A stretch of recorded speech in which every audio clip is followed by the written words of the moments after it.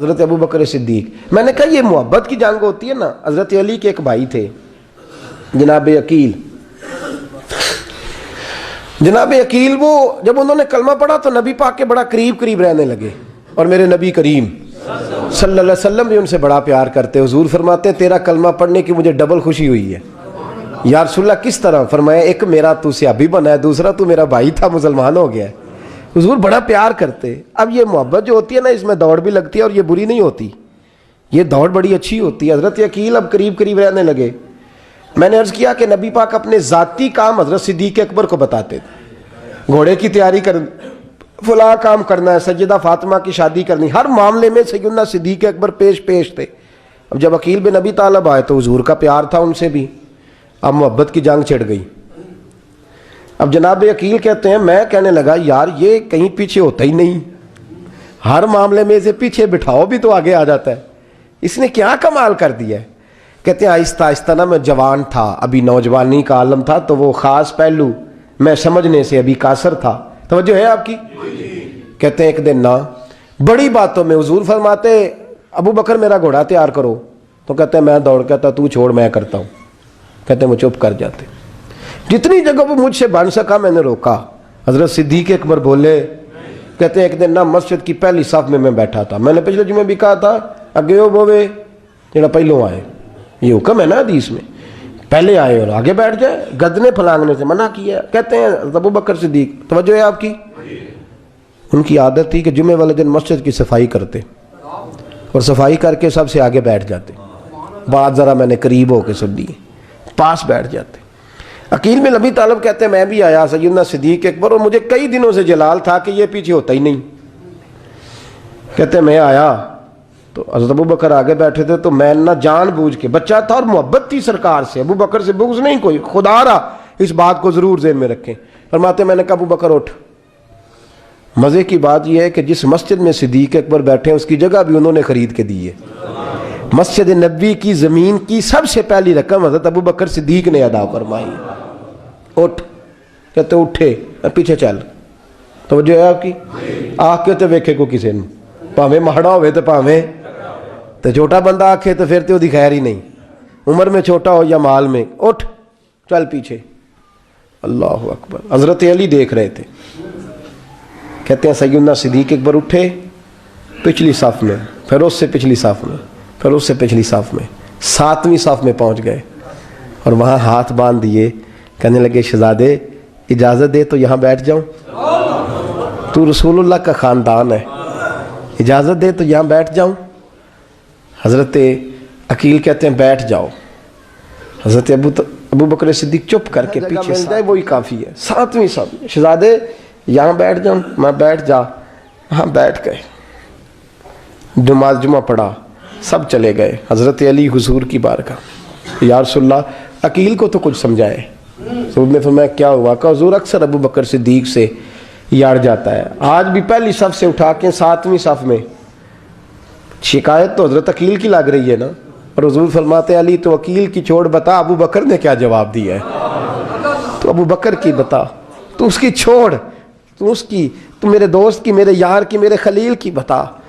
تو حضرت علی رو پڑے. کہنے لگے محبوبہ ابو بکر جیسا درد کہاں سے ڈھونڈ کے لائے. تو چپ کر کے 7ویں صف میں گیا اور اس نے کہا تو خون رسول ہے، تیری نسل پاک میں ہے بچہ بچہ نور، تو ہے نے نور تیرا سب گھران.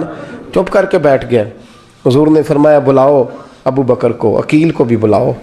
دونوں آ گئے. حضور نے فرمایا ابو بکر جمعے میں کیا ہوا ہے؟ عرض کی حضور کچھ بھی نہیں.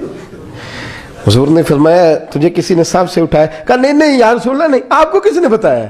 حضور کیا؟ فرمایا نہیں میں نے سنا ہے کہ تجھے عقیل نے. کہا حضور وہ شہزادے آئے تھے، انہوں نے یار اتنا جذبہ دنیا کہاں سے ڈھونڈ کے لائے گی. بلے شاہ اوتھے ککھ نہیں بچدا جتھے عشق نے لایا ڈھیرا. کہا حضور یار یہ لفظ تاریخ میں ڈھونڈو گے تو نہیں ملے گے. میرے ابو بکر صدیق کیا فرماتے ہیں؟ کہا حضور وہ نسل رسول کا شہزادہ ہے نا، اس نے ابو بکر کو 7ویں صف میں ابو بکر کا بیٹھنا پسند کیا تو ابو بکر راضی ہے. حضور اس نے یہاں بیٹھنا پسند کیا، تیری نسل پاک میں بچہ بچہ نور، تو ہے نے نور تیرا. اور کہا حضور وہ خاندان ہے، میں خادم ہوں، فرق تو ہے نا. تو وہ خاندان ہے، میں خادم ہوں۔ میرے رسول کریم صلی اللہ علیہ وسلم نے بلایا جناب عقیل کو، ڈانٹا نہیں، محبت فرمائی۔ سرکار نے فرمایا عقیل بیٹے بیٹھ جا، میں تجھے سمجھاؤں۔ پھر حضور نے بات چھیڑی، فرمایا تجھے پتہ ہے میرا ابو بکر کون ہے؟ عرض کی حضور میں، فرمایا نہیں سن، مکے میں سارا مکہ میرا دشمن تھا، یہ میری تنائیوں کا دوست تھا۔ فرمایا لوگ تلواریں لے کے آتے تھے مجھے مارنے، اور اس کی تلوار اٹھتی تھی، کہتا تھا پہلے میں مروں گا پھر کوئی مصطفیٰ تک جائے۔ تجھے پتہ ہے یہ کون ہے؟ حضرت ابو بکر صدیق ہاتھ باندھے، حضور میں نوکر ہوں یا رسول اللہ، میں نے کوئی شکایت ہی نہیں کی۔ فرمایا عقیل یار ادھر بیٹھ بیٹے، میں تجھے بتاؤں۔ کہا لوگ مجھے شیب ابی طالب میں قید کر آئے تھے، میری بیٹیاں پتے کھا کے گزارا کرتی تھی۔ یہ ابو بکر تھا پورے مکے میں جو ظلم سہ سہ کے میرے تک غلہ اور اناج لے کے آتا تھا۔ فرمایا عقیل ادھر آ، میں تجھے بتاؤں، تیرا خاندان تیرا قبیلہ سوائے مولا علی شیر خدا کے، فرمایا وہ سب لوگ میرے ساتھ پیار کرتے تھے، ہمارے اوپر انہوں نے مکے کی زمین تنگ کر دی۔ فرمایا میں مکے سے نکلا تھا، ابو بکر کی بیٹی غار ثور میں کھانا پکا کے لاتی تھی، اس کا بچہ بکریوں کا دودھ لے کے آتا تھا۔ فرمایا یہ جان پہ کھیل کے میری نگرانی کرتا تھا۔ فرمایا تجھے پتہ ہے جس جگہ تو بیٹھا ہوا ہے نا، یہ مسجد کی زمین بھی ابو بکر صدیق نے خرید کے دی۔ حضرت سیدنا عقیل یا رسول اللہ غلطی، حضرت ابو بکر کہتے ہیں حضور واللہ و رسول و منو، میرے اوپر اللہ رسول کے احسان ہے۔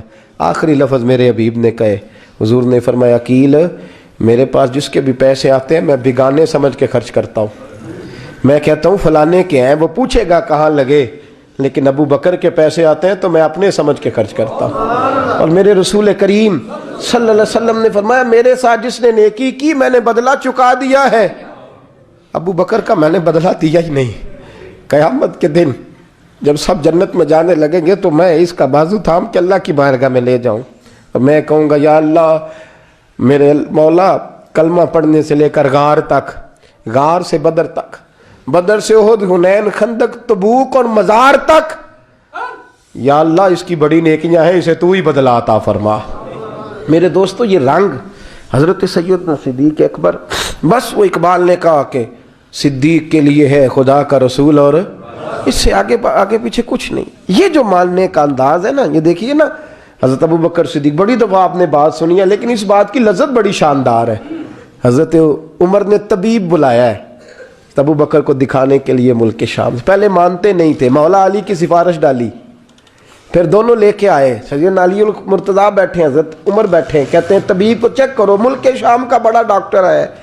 چیک کر لیا تو ڈاکٹر کہنے لگا کوئی مرض نہیں، کوئی تکلیف نہیں، کمزوری بڑی ہے، کمزوری بڑی ہے، ان سے پوچھے انہیں کیا مرض ہے۔ تو حضرت عمر کہنے لگے یار بول کیا مسئلہ ہے تجھے، کیوں اتنا کمزور، اتنا بیمار رہتا ہے، کیا پرابلم ہے، کیا مسئلہ ہے؟ تو حضرت ابو بکر صدیق نے آنکھیں کھولی اور کہنے لگے عمر تو قسم اٹھا کے بتا، تجھے پتا نہیں مجھے کیا مسئلہ ہے؟ تو اٹھا نا قسم، جنہ دے دل بر جانی وچھڑن، کون روے پھر تھوڑا، سب روگاں دائی روگ محمد جس کا نام وچھوڑا۔ تجھے نہیں پتا تو بول، اگر خبر ہے تو پوچھتا کیوں ہے؟ میرے دوستو کمال دیکھو، مدینے میں آج بھی مصطفیٰ کو سلام کرو تو ساتھ ہی صدیق اکبر لیٹے ہوئے، ساتھ ہی لیٹے ہوئے مدینے میں۔ ابو بکر صدیق روز رات کو جا کے اس کے گھر کا کام کاج کر کے آتے۔ کام بتاؤں کیا تھا اس کا؟ جاگ رہے ہیں آپ لوگ؟ اس زمانے میں نا لوگ باتھ روم گھر میں بنا لیتے تھے، شاید پرانے لوگوں نے دیکھے ہوں، وہ اس کے اندر ہی پیشاب پخانہ رہتا تھا، وہ آتے تھے ملازم تو وہ اٹھا کے باہر پھینکا کرتے تھے۔ وہ بی بی گھر کے اندر پیشاب کرتی، نابینا ہے، وارث کوئی نہیں، ابو بکر صدیق آتے، امیر آدمی، اور اس کا وہ پخانہ پیشاب اٹھا کے باہر پھینک کے آتے، پھر اس کے گھڑے میں پانی بھر کے لاتے، پھر اس کے گھر میں جھاڑو دیتے، پھر اس بوڑھی عورت کو کھانا کھلاتے، پھر اس کو خرچہ دیتے، پھر اس کو کہتے کہ فلاں آدمی کی تیرے پڑوسی کی میں نے ڈیوٹی لگا دی ہے، ضرورت ہو تو اس کو کہہ دینا۔ بڑے زمانہ خدمت کی۔ ایک دن حضرت عمر فاروق اس بی بی کے دروازے پہ چلے گئے، دستک دی، اس نے کہا کون ہے دروازے؟ کہا میں عمر فاروق ہوں، عمر بن خطاب ہوں، پتہ چلا ہے آپ لوارث ہیں، میرا دل کرتا ہے میں آپ کے گھر کا کام کاج کر دیا کروں۔ تو بی بی کہنے لگی نہیں، ایک بندہ آتا ہے کئی سالوں سے وہ کر رہا ہے مجھے وہی ٹھیک ہے، ایک آتا ہے بڑے سالوں سے کام کرتا ہے وہی ٹھیک ہے۔ تو حضرت عمر کہنے لگے میں نے بھی کام ہی کرنا ہے، کچھ اس سے کرا لیں، کچھ مجھے موقع دے دے نیکی کا۔ کہنے لگی نہیں وہی ٹھیک ہے۔ تو فرمانے لگے میرے اندر کیا نقص نظر آیا ہے، اماں جی مجھے بھی ٹائم دیں۔ تو بی بی کہنے لگی نہیں وہی صحیح ہے۔ حضرت عمر جذباتی آدمی تھے، جلالی آدمی تھے، کہنے لگے میں نے کہا نہیں مجھے بتاؤ میں کیوں نہیں کر سکتا۔ تو بوڑھی اماں کہنے لگی تجھ میں اور اس میں فرق ہی بڑا ہے۔ کہا وہ کیوں؟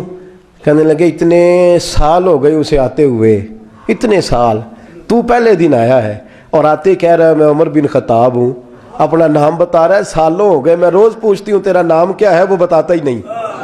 وہ کہتا ہے اماں میں کام صحیح کرتا ہوں تو نام کو چھوڑو، نام بتا کے کیا کرنا ہے۔ فرمایا یہ تھوڑا فرق ہے، اس نے اتنے سالوں میں نام نہیں بتایا اور تو پہلے دن ہی آگے کہہ رہا عمر بن خطاب ہوں، تو ابا جی کا بھی نام بتا رہا ہے، میں نے نہیں کام کرانا، مجھے وہی صحیح ہے۔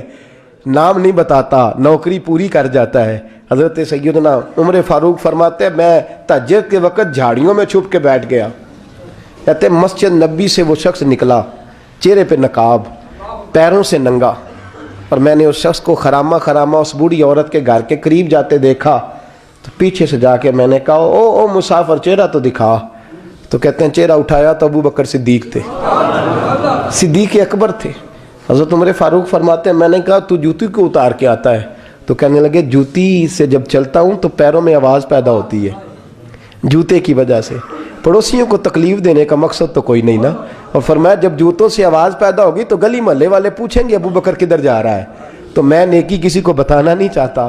تو فرمایا ابو بکر کب سے آ رہے ہو؟ فرمایا چھوڑ عمر، بس دعا کر رب میرا آنا قبول فرما لے، تو دعا کر سرکار کی بارگاہ میں حاضری صحیح لگ جائے، چھوڑ میں کب سے آ رہا ہوں، کس وقت سے آ رہا ہوں، اس مسئلے کو چھوڑ، تو یہ دیکھ پانی پر نسویلیاں رنگا رنگ کڑے پرے اس دا جانیے جس دا توڑ چڑھے۔ یہ بات آپ نے درجنوں بار سنی ہے، لیکن اس پر غور تو کرو میرے دوستو کہ حضرت عمر فاروق فرماتے ہیں جن دنوں تبوک کے لیے میرے نبی نے اعلان فرمایا میرے حالات اچھے تھے، ابو بکر کے اچھے نہیں تھے، مالی حالات کمزور تھے، کچھ مسائل تھے، میرے اچھے تھے۔ میری سرکار نے اعلان فرمایا کہ پیسے دو، فرماتے ہیں چونکہ میرے حالات بھی اچھے تھے تو میں نے کہا اس دفعہ پہلا نمبر میرا ہی ہوگا۔ فرماتے ہیں آدھا مال گھر کا، یہ بھی بڑی دلیری ہے۔ کتنا؟